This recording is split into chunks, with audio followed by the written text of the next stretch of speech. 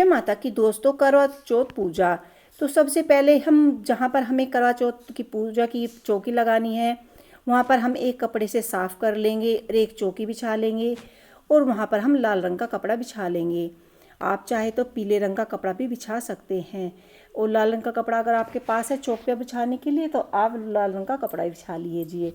कार्तिक कृष्ण पक्ष की चतुर्थी को करवा चौथ कहते हैं। इसमें गणेश जी का पूजन करके उनकी पूजा दान से प्रसन्न किया जाता है और इसमें गेहूं का करवा भरकर पूजन किया जाता है। और विवाहित महिलाएं चीनी के करवे पीहर से आते हैं और उनको चंद्र में अर्घ्य देकर अपना व्रत खोला जाता है। तो हम यहाँ पर सबसे पहले अपनी चौकी जब सजाएंगे तो कलश स्थापना करेंगे। तो यहाँ हमने चावल से हम पहले अष्टकमल बनाएंगे। चावल से अष्टकमल बनाना अधिक शुभ माना गया है। आप चाहें तो आटे से या जो कलर आते हैं उनसे भी अष्टकमल बना सकते हैं।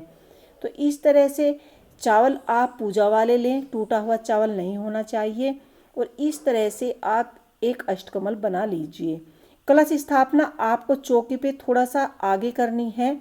जहाँ पर आप करवा चौथ माता की फोटो की स्थापना करेंगे उससे थोड़ा सा आगे वो करें, क्योंकि हमें यहाँ पर करवे की भी स्थापना करनी है। तो करवा चौथ का व्रत सुबह को स्नान करके स्वच्छ कपड़े पहनकर सारा दिन निर्जला उपवास रखते हैं और अपने पति की लंबी आयु के लिए ये व्रत किया जाता है। और सभी महिलाएं पूरे सच्चे मन से ये व्रत को करती हैं। जैन धर्म में तो व्रत में अर्घ्य दोपहर को ही दिया जाता है, दोपहर को जल दे के ये व्रत खोल लेती है। लेकिन हिंदू धर्म में जो भी महिलाएं होती हैं, कुछ महिलाएं दोपहर को व्रत खोलती है जैन धर्म में, कुछ शाम को चंद्रमा को देखकर ही खोलती हैं। तो इस तरह से हमने यहाँ पर कलश स्थापना कुछ हटकर की है, क्योंकि हमें चौकी पर वहाँ पर करवा चौथ माता की फ़ोटो की स्थापना करनी है। तो सबसे पहले हमने यहाँ पर चावल का आसन दे दिया है और इसके बाद हम जो हमने डेकोरेटिव करवा है उसको हम जल भरकर माता के सामने रख देंगे।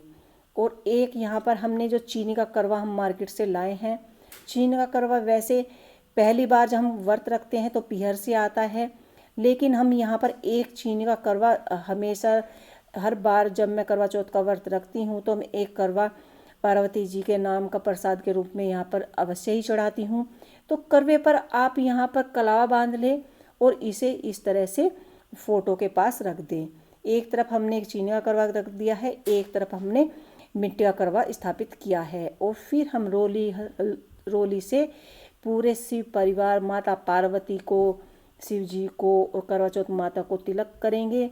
और उन्हें तिलक करने के बाद हम यहाँ पर दीपक जलाएंगे। और एक छोटा सा लोटा आप जल का भरकर अवश्य रखें। जिसके यहाँ पर दोपहर को चंद्र को अर्घ दिया जाता हो वो दोपहर को दे, नहीं तो रात को जब आप जल देंगे तो उसमें आपको इसी लोटे से अपनी पूजा करनी है। और कलश पर आप एक दिया जलाकर रख दें। उसके बाद हम करवा चौथ माता को कलावा अर्पित करेंगे वस्त्र रूपी और उन्हें चुनरी पहनाएंगे। अगर आपके पास चुनरी नहीं है तो आप कलावा भी अर्पित कर सकते हैं।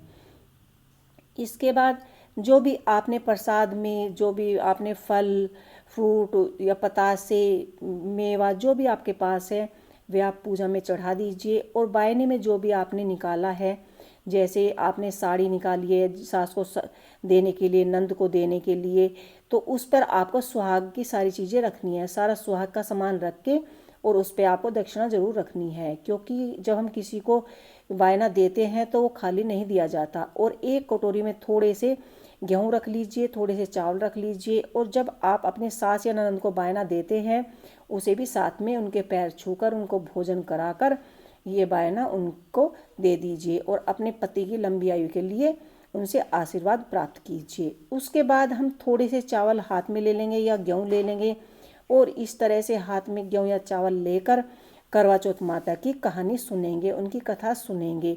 अगर आप सभी महिलाओं के साथ ग्रुप में सुनना चाहती हैं तो कथा आप ऐसे भी सुन सकती हैं, या फिर आप अकेले घर पर ही इस तरह से पूजा कर कर अपनी कथा सुन सकती हैं और इस तरह से आरती कीजिए। आपको हमारा वीडियो कैसा लगा हमें जरूर बताएं।